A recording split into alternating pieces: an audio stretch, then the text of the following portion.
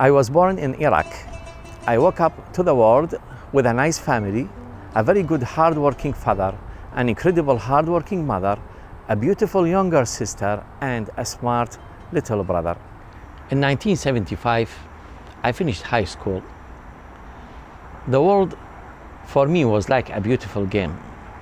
I enrolled in the Baghdad College of Science to study physics.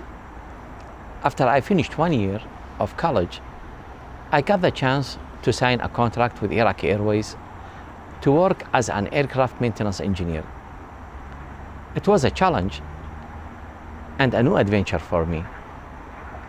I was lucky because it gave me the chance to see the whole world and learn about other cultures. The company sent me to study at Spartan College of Aeronautics in Tulsa, Oklahoma, USA. It was a good experience for me. I graduated from Spartan College on October 1978 and returned back home to Iraq. I started working for Iraqi Airways the same month I got back. I started my career fully qualified to work on Boeing 707 and 747 engines and airframes. I spent time in England and Germany doing more courses. I was happy in that job. It was like a dream come true. In July 1979, Saddam Hussein became the president of Iraq, and in 1980, the Iran-Iraq war started. This was the beginning of a series of disasters for my country. All Iraqis suffered from the war. Soldiers were killed. The economy struggled. And there were human rights abuses as the government cracked down at home. My father also died in 1979. My sister was 15. My brother was 9 years old. And my mother couldn't work anymore, so I had to take care of my family. I started my own manufacturing business, making furniture as a second job to support my family. I met my wife at Iraqi Airways when she was hired as a mechanical engineer in 1984. We got married on February the 7th, 1986. We had our first son in 1987, and our first daughter was born in 1988. My sister grew up and became an accountant. She got married in 1987. My brother was still a student at high school.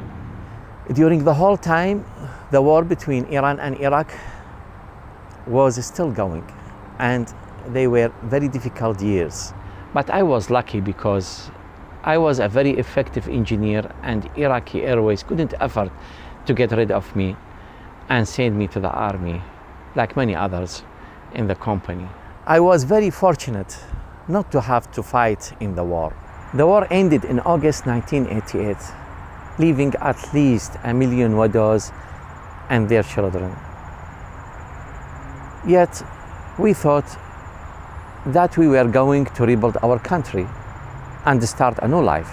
Everybody was celebrating, but nobody was thinking what would come next. The celebration didn't last long. In 1990, we heard from the TV that Iraqi troops were in Kuwait and that we had started the first Gulf War. My youngest daughter was born that same year. This time the war was even harder and caused more damage than the last one. We Iraqis were overwhelmed by the cost of our society of another war and by the sanctions imposed on us by the world. I left Iraqi Airways because there were not many commercial aircraft left in the country. I started my second job making furniture and started building machines that Iraqis could no longer import from the rest of the world. I took drawing courses so I could design and build production lines. It was a good start for me. I made use of my technical experience on aircraft to modify and build machines of different kinds, as importing was prohibited because of the embargo and Iraqi government rules. My little brother graduated as a dental technician in 1993. served in the Iraqi army, and then ran away to Yemen because by then it was so hard to have a job and live a decent life or start a new family in Iraq. He has never returned to Iraq. In 1995, he ran away from Yemen to Holland, and now he is living there as a citizen. Meanwhile, the Iraqi government announced that Iraq had produced all types of weapons. Everybody was scared about what would happen. 10 years after the hard sanctions began, the second Gulf War, or what Americans call the Iraqi War, started in 2003. People were hopeful that we would finally get rid of the dictator Saddam and his corrupt government. But did the war give the Iraqis the hope they were looking for? I was one of the Iraqis who was optimistic about the future. I thought that all our dreams of a new Iraq would come true. I started supplying the American army with workstation at their Camp Victory in Baghdad International Airport. But the American army and the new Iraqi government did not realize that both of them had a lot of enemies. They should have been more aware of what they were up against, but they had no idea. Very bad things started occurring in Iraq, worse than anything that had come before. People who thought I was Sunnis threatened me in my factory, and at my home I was threatened by people who thought I was Shiis. I was about to be kidnapped in my factory and killed in my home. In 2006, my sister's family ran away to Syria after her son was kidnapped. She is still looking for a home. I ran away from Iraq to Jordan looking for a new home.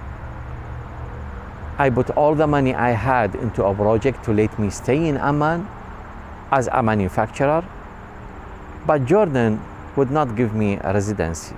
It was too dangerous for me to go back to Iraq. So I went at that time to the United Nations asking them to find my family and me a new home. They sent me to an organization called the International Organization for Migration, and after almost a year, my family and I arrived to the United States as refugees. Finally, we are home. When I was a kid, my father used to teach me that the world is a big home for everybody, and that all people around the world are one family, brothers and sisters. He taught me that we must love each other and take care of each other. Can we do that?